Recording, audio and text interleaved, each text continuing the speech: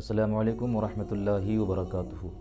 آسام کی ایک مسجد میں ایک امام صاحب کو اس لیے قتل کر دیا جاتا ہے کیونکہ انہوں نے مسجد کے متولی کے بھانجے کو یہ مسئلہ بتایا کہ آپ کی بیوی کو آپ نے طلاق دے دی ہے، لہٰذا آپ کی بیوی آپ پر حرام ہو گئی ہے، اب بغیر حلالہ کیے آپ کے لیے وہ حلال نہیں ہو سکتی ہے۔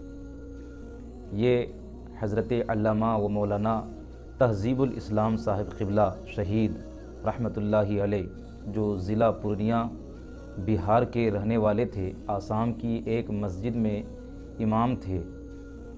پوری خبر آپ سنیے کیا ہے۔ 5 نومبر 2023 کی یہ خبر ہے۔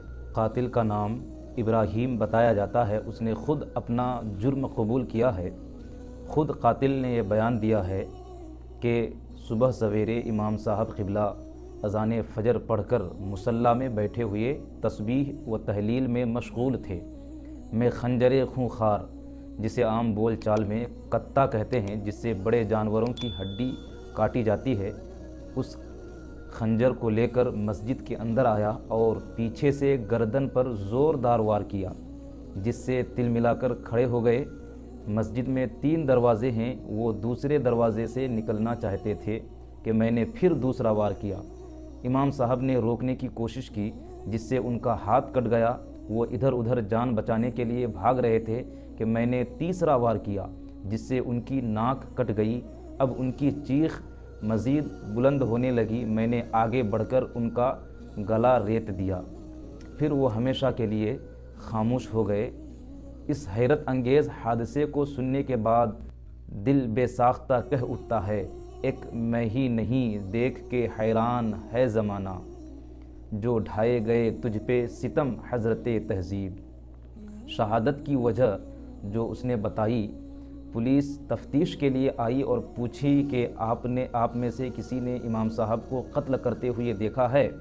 تو ایک شخص آگے بڑھتا ہے اور کہتا ہے کہ میں نے دیکھا ہے۔ پھر وہ کہتا ہے، میں مسجد میں نماز پڑھنے کے لیے آیا تو دیکھا امام صاحب کو کوئی مار رہا ہے۔ میں نے چھڑانا چاہا لیکن چھڑا نہیں پایا، حتیٰ کہ میں امام صاحب کے جسم پر جا گرا، لیکن مجھے قاتل جسم سے اٹھایا اور پھر امام صاحب کو مارنے لگ گیا، لیکن مجھے چوٹ نہیں پہنچائی۔ پولیس نے کہا کہ قاتل کو پہچان لوگے؟ وہ بولا کہ نہیں۔ پولیس نے کہا تو نے اس کا چہرہ دیکھا ہے؟ وہ بولتا ہے کہ نہیں۔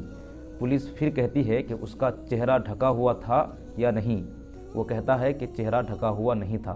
پولیس یہیں پر پکڑ لیتی ہے کہ ایک شخص بچایا بھی ہو، قاتل کو دیکھا بھی ہو، چہرہ ڈھکا ہوا بھی نہیں ہو، لیکن اسے پہچان نہیں سکتا، ایسا ہرگز نہیں ہو سکتا۔ گویا کچھ یوں ہوا، وہی قاتل، وہی شاہد، وہی منصف ٹھہرے، اقربا میرے کرے قتل کا دعویٰ کس پر؟ بالآخر اسی شخص نے خود قاتل ہونے کا اقرار کر لیا۔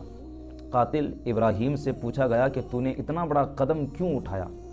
تو اس نے کہا، میں نے اپنی بیوی کو طلاق دے دی ہے، تو میں نے امام صاحب سے کہا کہ وہ ایسا تعویذ دیں کہ میری بیوی واپس آ جائے۔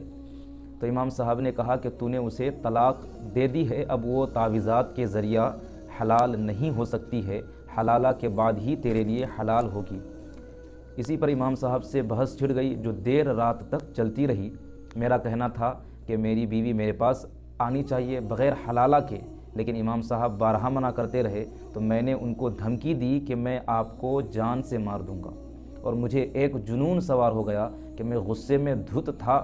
اسی عالم مدہوشی میں امام صاحب پر بے باکانہ جان لیوا حملہ کر دیا اور ان کی سانسیں تھم گئی۔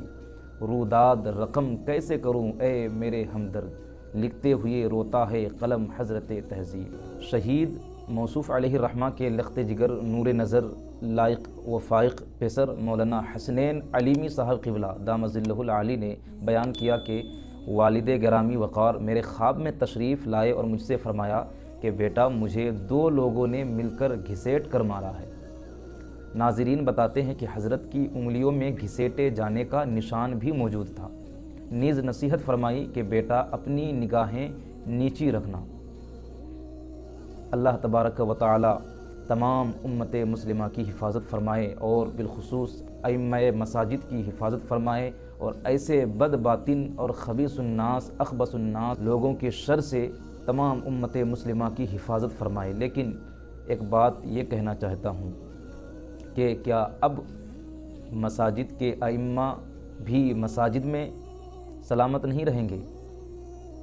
آج سے کچھ مہینہ پہلے 2-3 مہینہ پہلے ایک خبر یہ آئی تھی کہ ایک مسجد کے امام صاحب نے خودکشی کر لی، لیکن لوگ بتاتے ہیں کہ یہ خودکشی نہیں تھی، اس میں کچھ لوگوں کی سازش تھی اس کو خودکشی بتانے کی۔